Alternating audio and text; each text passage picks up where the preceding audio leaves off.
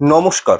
আজকের এই প্রোগ্রামে আপনাদের সঙ্গে আলোচনা করব যেই পবিত্র যে বৈশাখ মাস পড়েছে, এই বৈশাখ মাসে যদি আপনারা বিশেষ এই 10টি সংকেত পেয়ে থাকেন, তাহলে আমি অনুরোধ করব কাউকে এই সংকেতগুলো সম্পর্কে বলবেন না।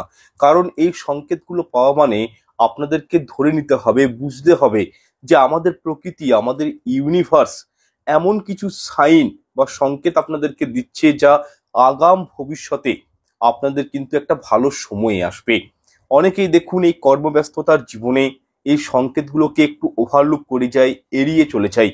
কিন্তু আমাদের প্রকৃতি অনেক সময় আমাদেরকে খারাপ কোনো সময় আসার আগে বা ভালো সময় আসার আগে বিশেষ কিছু সংকেত কিন্তু প্রদান করে থাকে।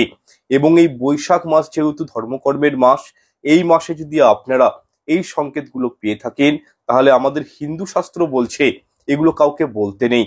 এগুলোর মাধ্যমে আমাদের জীবনে শুভ ফল আসে। এবং আপনারা যদি এই সংকেতগুলো কাউকে বলে দেন, তাহলে কি হয়, সেই সংকেতের শুভ ফলটা কিন্তু নষ্ট হয়ে যায়। আমি প্রত্যেকের কাছে অনুরোধ করব যে আপনারা কিছুক্ষণ আপনাদের মহামূল্যবান সময় প্রদান করে অনুষ্ঠানটি দেখুন। আশা করছি অনেকখানি উপকৃত সমৃদ্ধ হবেন। এবং ভিডিওটি দেখে ভালো লাগলে লাইক কমেন্ট শেয়ার করতে ভুলবেন না, এবং পারলে চ্যানেলটি অবশ্যই সাবস্ক্রাইব করে পাশে থাকা বেল আইকনটি একটু অন করে রাখবেন। দেখুন, আমি প্রথমত একটা বিষয় বলে রাখি, যারা বাস্তুশাস্ত্র, যারা অ্যাস্ট্রোলজি পারপাসে মানে কোনো কিছু জানতে চান বা কোয়েরিজ রয়েছে, আপনার ভিডিও ডেসক্রিপশন বক্সে হোয়াটসঅ্যাপ নাম্বার পাবেন, সেখান থেকে যোগাযোগ করবেন। অন্য কোথা থেকে হোয়াটসঅ্যাপ নাম্বার পেলে কিন্তু যোগাযোগ করবেন না। ভিডিওর যে ডেসক্রিপশন রয়েছে আমার, সেখানে কিন্তু হোয়াটসঅ্যাপ নাম্বার দেওয়া রয়েছে। আপনারা জটক বিচার থেকে শুরু করে নিজের পার্সোনাল জন্মকুণ্ডলী যদি পেতে চান, আমি অ্যাকচুয়ালি 200 পৃষ্ঠার সমগ্র লাইফের সমগ্র জীবনের কুষ্টি প্রদান করে থাকি। আপনারা কিন্তু অনলাইন বুকিং করে যোগাযোগ করতে পারেন।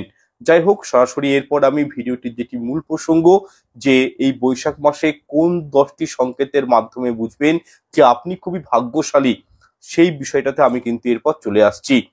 নাম্বার 1, দেখুন, এই বৈশাখ মাস চলাকালীন যদি হঠাৎ করে আপনি অনুভব করেন যে আপনাদের সংসারের বাড়তি খরচটা অনেকাংশেই কমে গেছে, এটা কিন্তু শুভ সংকেত।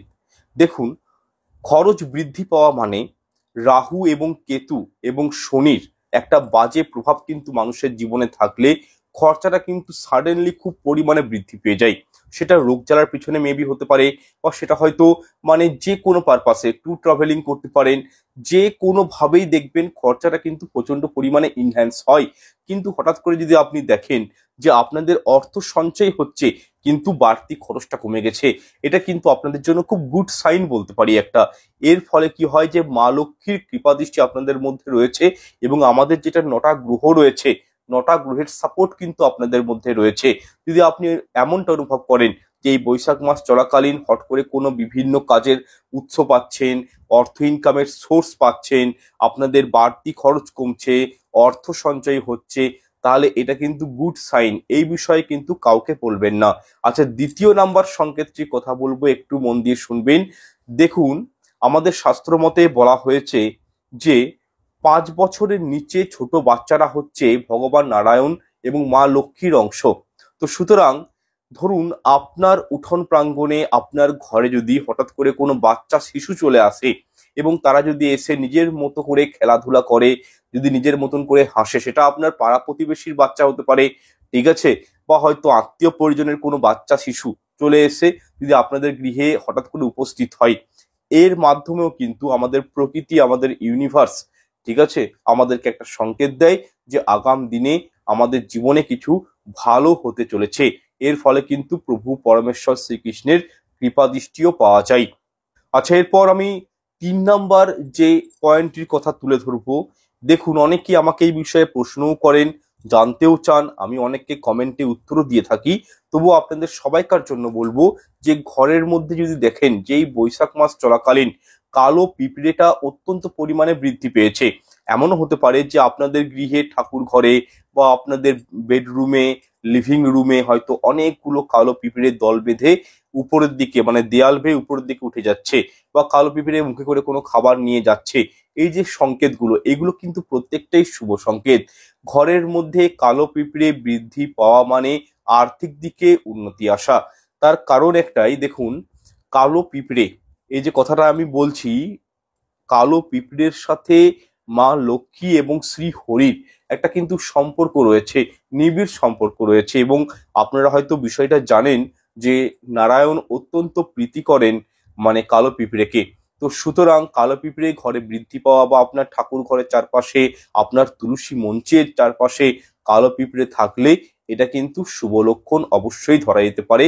কখনো অনেকেই কি ভুল করে দেখুন, কালো পিঁপড়ে দেখলো তাদেরকে ঝাঁটা বারুন দিয়ে পরিষ্কার করে দিল, মেরে দিল, ঠিক আছে, এমনটা কখনোই করবেন না, পাপের ভাগীদারি হয়ে যাবেন। কালো পিঁপড়ে দেখলে অলওয়েজ কি করবেন, একটু মানে আটা এবং চিনি মিশিয়ে কালো পিঁপড়েদেরকে খাওয়াবেন। এর ফলে কিন্তু অনেক প্রকার গ্রহ কিন্তু শান্ত হয়ে যায়। ঠিক আছে, কালো পিঁপড়ের রেমেডি আমি অনেকবার দিয়েছি, আগেও ভিডিওতে বলেছি আমি। কালো পিঁপড়েকে খাওয়ালে রাহু বলুন, কেতু বলুন, এরা কিন্তু ভালো ফল দেয়। আচ্ছা, 4 নাম্বার যে পয়েন্টটি বলবো, খুব মন দিয়ে শুনুন। দেখুন, অনেক সময় আমাদের মনে আনন্দ থাকে, প্রশান্তির সৃষ্টি হয়। তো সেক্ষেত্রে যদি কোনো কারণ ছাড়াই, কোনো কারণ নেই, কিন্তু আপনি অনুভব করছেন যে আপনাদের মনে এক অদ্ভুত প্রশান্তি রয়েছে, আপনাদের মনটা খুব আনন্দিত রয়েছে, ঠিক আছে, আপনাদের মধ্যে খুবই পজিটিভ চিন্তা ভাবনাগুলো গ্রো করছে, ঠিক আছে, কিছু একটা করব, কিছু একটা মানে ভালো জিনিস কিনবো, এরকম আপনারা প্ল্যানিং করছেন, মনটা এক এক কথায় বললে খুব ফুরফুরে রয়েছে, আনন্দ রয়েছে। তার মানে হচ্ছে কি, যে আপনাদের উপর, আপনাদের গৃহে বলুন, আপনাদের উপর দৈবিক কৃপাদৃষ্টি রয়েছে, আপনাদের গৃহ থেকে নেগেটিভিটি গুলো দূর হয়েছে। তো সেই ক্ষেত্রে কি হয়, এরকম সংকেত পেলে অবশ্যই বিষয়টি গোপনে রাখবেন, কারোর সঙ্গে বলবেন না। জীবনে সফলতা আসবে, ঈশ্বর কিন্তু আপনার সাথেই রয়েছে যদি আপনাদের কোনো কারণ ছাড়াই খুব হ্যাপি আপনারা অনুভব করেন। ঠিক আছে, এই জিনিসটা কিন্তু খুব ভালো, প্রকৃতি বা ইউনিভার্স আমাদেরকে কিন্তু এরকম সংকেতগুলো দিয়ে থাকে অনেক সময়। একটা জিনিস আপনাদেরকে বলে দিই, দেখুন, আমাদের যেটা কনসাসনেস মাইন্ড রয়েছে, কনসাসনেস মাইন্ড হচ্ছে কিরকম, আমরা মানে ডেলি লাইফে যে কাজগুলো করছি, যে কথাবার্তা বলছি, যে অ্যাক্টিভিটিস গুলো করছি, সেগুলো কিন্তু প্রধানত আমাদের কনসাসনেস মাইন্ডের কারণে। কিন্তু মানে অ্যাজ এ সায়েন্টিফিক যদি একটু আমরা ধরি বিষয়টাকে, তাহলে বুঝতে পারবো যে কনসাসনেস মাইন্ডের থেকেও মোর দেন পাওয়ারফুল মাইন্ড হচ্ছে আমাদের সাবকনসাসনেস মাইন্ড। কিন্তু সাবকনসাসনেস মাইন্ড মানে কোনটা খারাপ কোনটা ভালো সেটা কিন্তু কখনোই বুঝতে পারে না। সেক্ষেত্রে সবসময় যদি পজিটিভ থাকেন, সবসময় যদি ভালো ভালো চিন্তা করেন, তাহলে কিন্তু সেটাই আপনাদের জীবনে কিন্তু ঘটনাগুলো সেইগুলোই ঘটবে, একমাত্র সাবকনসাসনেস মাইন্ডের কারণে।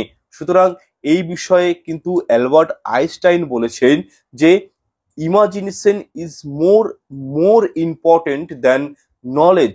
ঠিক আছে, তাহলে আমরা যেটা কল্পনা করি, আমরা যেটা থিঙ্কিং করি, আমরা যেটা ভিজুয়ালাইজেশন করি, সেটাই কিন্তু আমাদের সঙ্গে ঘটে। এছাড়াও যে ব্যক্তি নিজের জীবনকে নিয়ে খুবই সন্তুষ্ট, সব দিক থেকে সন্তুষ্ট, কারোর কাছে কোনো চাওয়া পাওয়া রাখে না, নিজের জীবনের প্রতি কোনো অভিযোগ নেই, ঠিক আছে, সেই সব ব্যক্তিরা দেখবেন জীবনে সর্বসুখের কিন্তু তারা অধিকারী হন। সেই ব্যক্তিদের জীবনে কষ্ট কিন্তু থাকে না, কারণ তারা কিছু না চাইতেই ভগবান তাদেরকে অনেক কিছু দিয়ে দেয়। তাই অবশ্যই বলবো, সব সময় চেষ্টা করবেন নিজেকে হ্যাপি রাখার, আপনার সঙ্গে যারা রয়েছেন তাদেরকেও হ্যাপি রাখার। কাউকে কটূক্তি কথা বলা, কাউকে ব্লেম করা, অশান্তি করা, এগুলো করলে জানবেন যে আপনিও কোথাও না কোথাও পাপের ভাগীদারি হবেন, আপনার হৃদয়টাও কোথাও না কোথাও মানে ডিস্টার্ব থাকবে, আপনাদের মনটা মেন্টালি ডিস্টার্ব থাকবে। সুতরাং অবশ্যই ইমাজিনেশন করবেন পজিটিভ থিঙ্কিং গুলোকে নিয়ে। আচ্ছা, এরপর আমি 5 নাম্বার যে বিষয়টি বলবো, দেখুন, অনেক সময় এমনটা হয় যে পুজো করার সময় মনে আবেগের তাড়না অত্যন্ত সৃষ্টি হওয়ার কারণে দেখবেন ঈশ্বরের দিকে তাকালেই চোখে জল চলে আসে, তাই তো, হৃদয়ে একটা বেদনার সৃষ্টি হয়। এই বিষয়ে আমাকে অনেকে কমেন্টও করে যে আমরা ঠাকুর ঘরে বসে ঠাকুরকে যখন নৈবেদ্য দিই, ঠাকুরের যখন পুজো অর্চনা করি, তো তখন স্যার আমাদের চোখে জল চলে আসে, এটা হওয়ার কারণ কি? ঠিক আছে, অনেকেই মনে করে যে এটা শুভ, অনেকেই মনে করে আবার এটা অশুভ একটা ব্যাপার, অনেকের ভিন্ন ভিন্ন পারসেপশন রয়েছে। দেখুন, আমি বিষয়টা আপনাদেরকে ক্লিয়ার করে দিচ্ছি, যদি এমন ঘটনা আপনাদের সঙ্গে বারংবার ঘটে, এর অর্থ হলো আপনার হৃদয়ে ভগবান অত্যন্ত মানে ভগবানের যে অস্তিত্ব সেটা কিন্তু বিরাজমান, আপনি ভগবানকে মন থেকে মানেন, উনার সত্তাটাকে আপনি কিন্তু বিলিভ করেন, এবং যা আমরা চোখে দেখতে পাই না, যা আমরা অনুভব করতে পারি না, তা অনুভব করার মানে একমাত্র ওয়ে বা মানে মাধ্যমটা কিন্তু আমাদের মন। কারণ এই মন মস্তিষ্ক পরম ব্রহ্মের সাথে অল টাইম কিন্তু সংযুক্ত। আর এই পরম ব্রহ্মই হলো আমাদের ইউনিভার্স, আমাদের প্রকৃতি। সুতরাং যদি এমন ঘটনা আপনাদের সঙ্গে ঘটে, আপনি ধরুন পুজো করতে বসেছেন, বারবার আপনার চোখে ঠাকুরের দিকে তাকালেই একটা বেদনা মনে সৃষ্টি হচ্ছে এবং তার দরুন চোখে জল চলে আসছে, ঈশ্বরের দিকে তাকালে অনুভব করছেন যে ভগবান আপনাকে দেখে হাসছে, তাহলে বুঝবেন যে আপনি যে পুজোটা করছেন এতে ভগবান কিন্তু সন্তুষ্টি। ঠিক আছে, আপনার হৃদয়ে ভগবান বিরাজ করেন, ভগবান আপনার পুজোটা নিচ্ছেন। তো সেক্ষেত্রে ভগবানের দিকে তাকিয়ে তাকালে চোখে জল আসাটা এটা কোনো খারাপ জিনিস নয়, এটা কিন্তু শুভ সংকেত। যদি আপনাদের সঙ্গে এমনটা হয়ে থাকে তাহলে আমি বলবো যে আপনি এই বিষয়টা কিন্তু কারোর সঙ্গে শেয়ার করবেন না।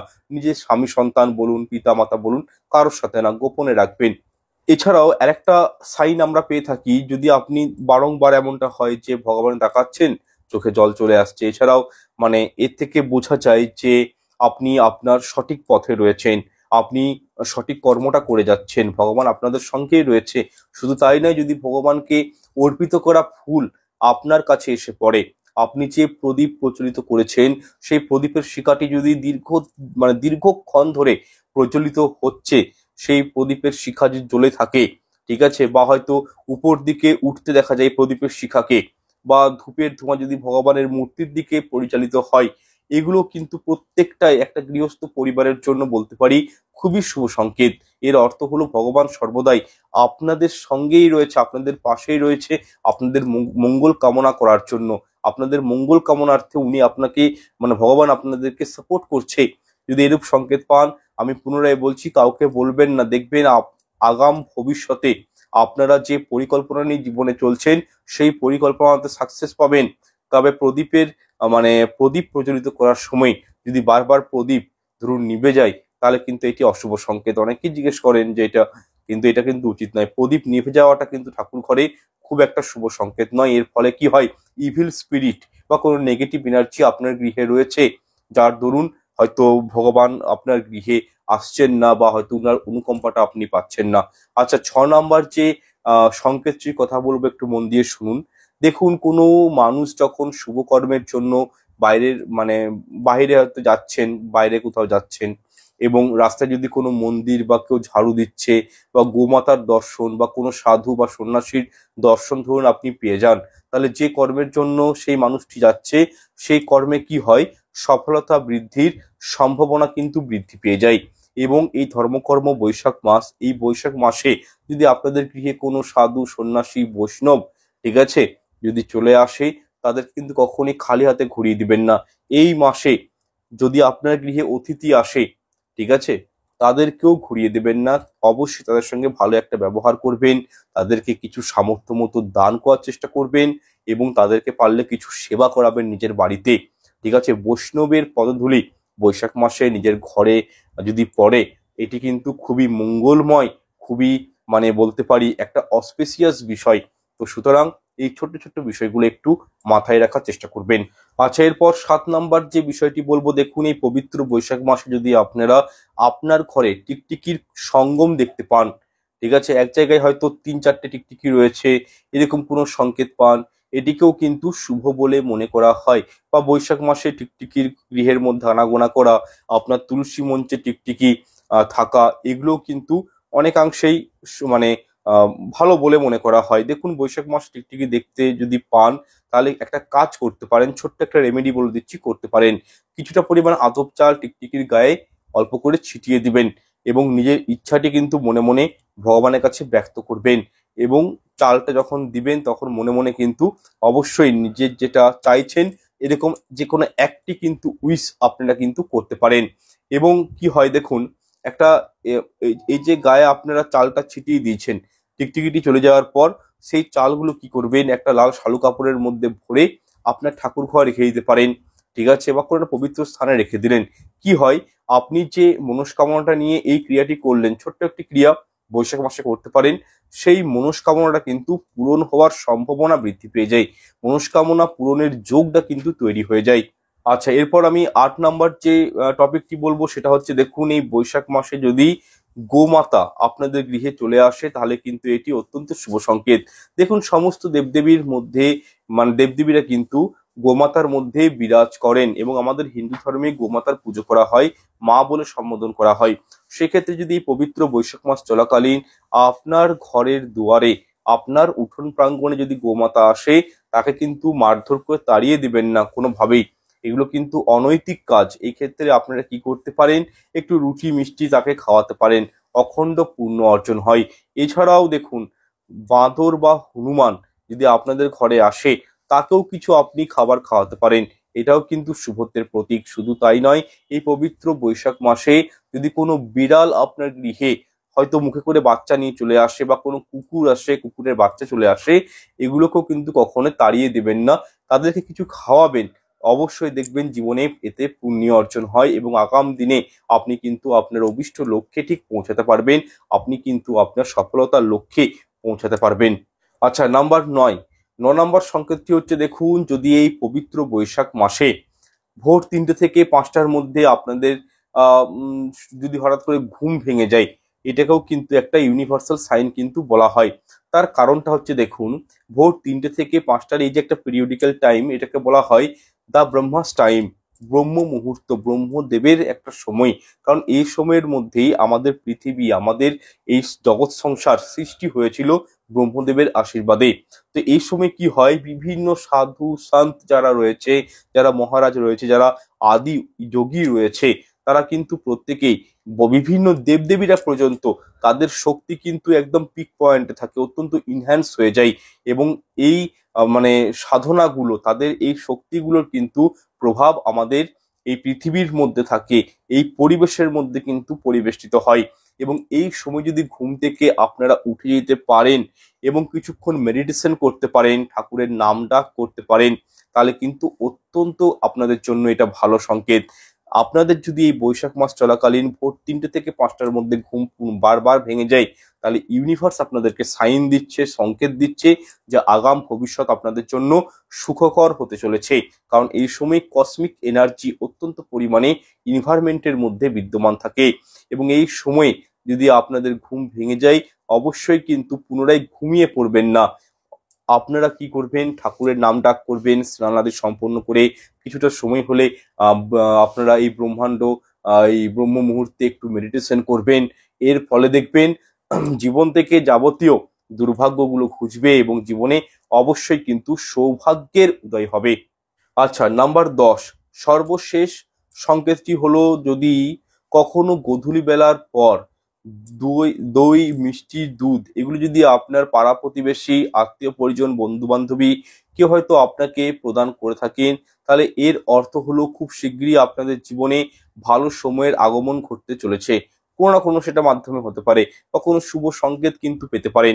বৈশাখ মাসে যদি আপনারা গোধূলি বেলার পর মানে সন্ধ্যার পর যদি দই মিষ্টি দুধ বা সাদা জিনিস কোনো কিছু পান, বিষয়টা বলবেন না কাউকে, গোপনে রাখবেন একটু। দেখবেন কিছুদিনের মধ্যেই, কয়েকটা সপ্তাহের মধ্যে বা মাসের মধ্যে একটা ভালো সংকেত কিন্তু আপনারা পেতে পারেন, ভালো একটা খবর কিন্তু আপনারা পেতে পারেন।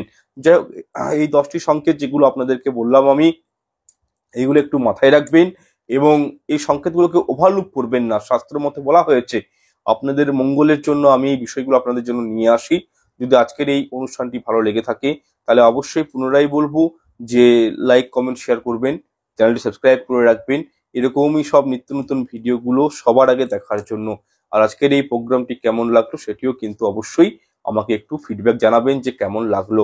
যাই হোক, 10টা পয়েন্ট আই থিঙ্ক আমি কভার আপনাদের সঙ্গে করে নিয়েছি বৈশাখ মাসের। বৈশাখ মাস সম্পর্কিত আরো কয়েকটা ভিডিও আমার চ্যানেলে আসবে। কিছুদিন একটু ইরেগুলার হয়েছি ভিডিওর ক্ষেত্রে, চ্যানেলে ভিডিও আসতে পারেনি বিশেষ কিছু কারণে। তো দেখা যাক, পরবর্তী ভিডিওগুলো আমি যথাসময়ে নেওয়ার চেষ্টা করব। ভিডিওর টাইম হচ্ছে আমার সন্ধ্যা 6টার সময়, এবং শর্ট ভিডিওগুলো আমি দিই অ্যাকচুয়ালি দুপুর 2টো এবং 3টের মধ্যে। আপনারা একটু যুক্ত থাকবেন। যদি আপনাদের কোনো কোয়েরিজ থাকে, মতামত থাকে, কমেন্ট করবেন, আমি চেষ্টা করি মাঝে মধ্যে উত্তরগুলো দেওয়ার। যাই হোক, দেখা হচ্ছে পরের অনুষ্ঠানে। ঈশ্বর আপনাদের মঙ্গল করুক।